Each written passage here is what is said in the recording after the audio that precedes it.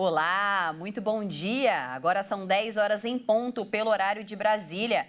Eu sou a Caroline Povoleri e vou levar até você as principais notícias do Brasil e do mundo desta quinta-feira.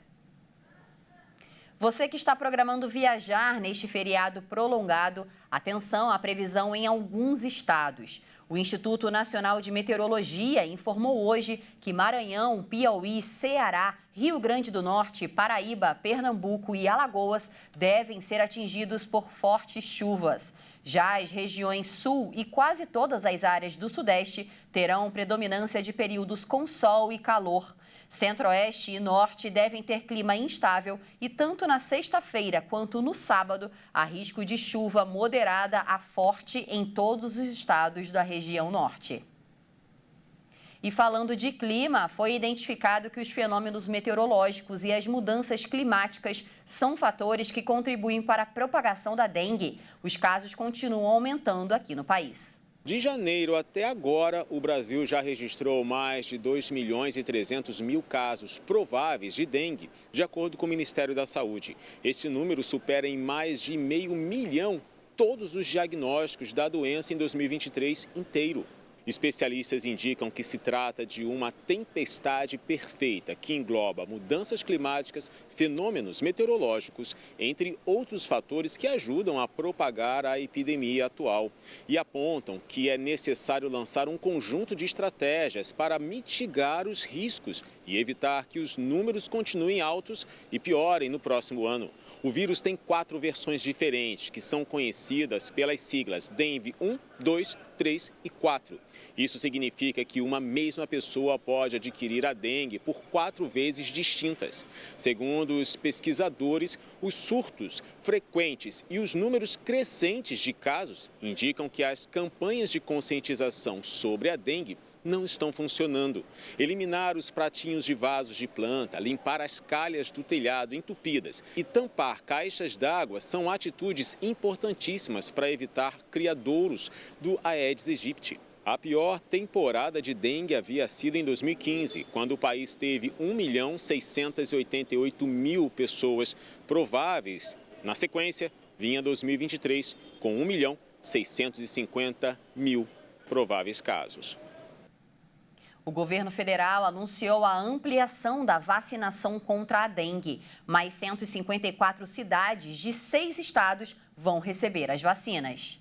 A chegada de mais de 900.000 doses do imunizante contra a dengue em 154 municípios que compartilham redes de comunicação e infraestrutura de transporte está prevista para os próximos dias. O objetivo é integrar a organização, o planejamento e a execução de ações e serviços da saúde nessas regiões. Entre as regiões contempladas estão Betim, em Minas Gerais, Recife, Florianópolis e São Paulo. O Programa Nacional de Imunizações espera que até a semana que vem comece a imunização. Na primeira etapa, 521 cidades haviam sido selecionadas para aplicar a vacina após a pasta da saúde determinar a inclusão das cidades com mais de 100 mil habitantes e os municípios vizinhos com casos de dengue tipo 2. Vale lembrar que o Brasil foi o primeiro país no mundo a oferecer a vacina na rede pública.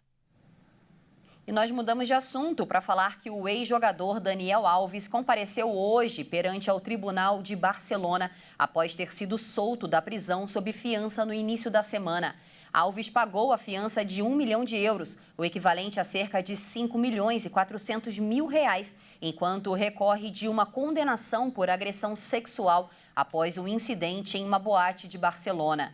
As condições para a libertação de Alves incluem a entrega dos passaportes brasileiro e espanhol para que não possa sair da Espanha e a obrigação de comparecer perante ao tribunal semanalmente ou sempre que for convocado. O tribunal também impôs uma ordem de restrição, proibindo ele de se aproximar da vítima a menos de 1.000 metros. Nos destaques internacionais, a polícia dos Estados Unidos informou hoje que os mergulhadores encontraram os corpos de 2 trabalhadores que estavam desaparecidos. Ao todo, 6 pessoas foram dadas como mortas após a queda de uma ponte em Baltimore. As vítimas são um mexicano e um guatemalteco. Os 2 estavam presos no interior de uma caminhonete submersa a cerca de 7,5 metros de profundidade. A estrutura ruiu após um barco colidir contra a ponte. O barco emitiu um alerta de emergência momentos antes da colisão, o que levou a polícia a se apressar para interromper o trânsito na ponte. Isso provavelmente salvou vidas, mas não foi possível retirar os 8 trabalhadores que reparavam buracos na pista da ponte. 2 foram resgatados das águas do rio Patapsco momentos depois do colapso. Um ficou ileso e o outro recebeu alta do hospital nesta quarta. Tudo indica que os outros 4 trabalhadores desaparecidos estão mortos. E na prisão, no Equador, de onde fugiu o líder da organização Los Choneros, teve uma rebelião nesta quinta-feira. As autoridades não confirmaram ainda se houveram mortos ou feridos. Uma rebelião ocorreu na quarta-feira dentro da prisão regional de onde Adolfo Fito Matias, líder da organização Los Choneros, escapou no porto equatoriano de Guayaquil. O temido líder de uma das maiores quadrilhas criminosas do país fugiu em janeiro, desencadeando uma guerra entre as quadrilhas do tráfico e o Estado, o que deixou dezenas de mortos no início do ano e levou o governo a militarizar as prisões e as ruas. As prisões equatorianas são o centro de operações e o campo de batalha de inúmeras gangues de tráfico de drogas ligadas a cartéis internacionais. As revoltas de prisioneiros são comuns, mas esta é a primeira que o presidente Daniel Noboa enfrenta desde que assumiu o poder em novembro. O atual motim eclodiu em uma das 4 prisões que fazem parte de um grande complexo penitenciário de Guayaquil, palco de massacres entre presidiários que deixaram mais de 460 mortos desde 2021 devido a confrontos entre gangues rivais.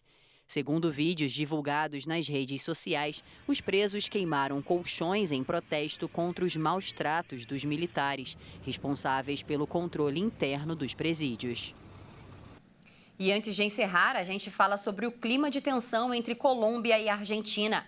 Após insultos de Javier Milei, a Colômbia ordenou a expulsão de diplomatas da Embaixada da Argentina em Bogotá. A medida foi tomada após uma série de insultos do presidente argentino Javier Milei, que chamou seu colega colombiano Gustavo Petro de assassino e terrorista. O Ministério das Relações Exteriores colombiano afirmou em um comunicado que, nesse contexto, o governo ordenou a expulsão de diplomatas da Embaixada Argentina na Colômbia. O ministério não especificou quais serão os funcionários removidos. O governo da Colômbia repudiou a entrevista de Milei ao canal CNN. A mídia americana divulgou mais cedo trechos dessa conversa e citou algumas declarações de Milei contra Petro. Entre elas, Milei afirmou que não se pode esperar muito de alguém que foi um assassino terrorista. E essa edição fica por aqui. Mais informações do Brasil e do mundo daqui a pouquinho às 11 horas da manhã. Até mais!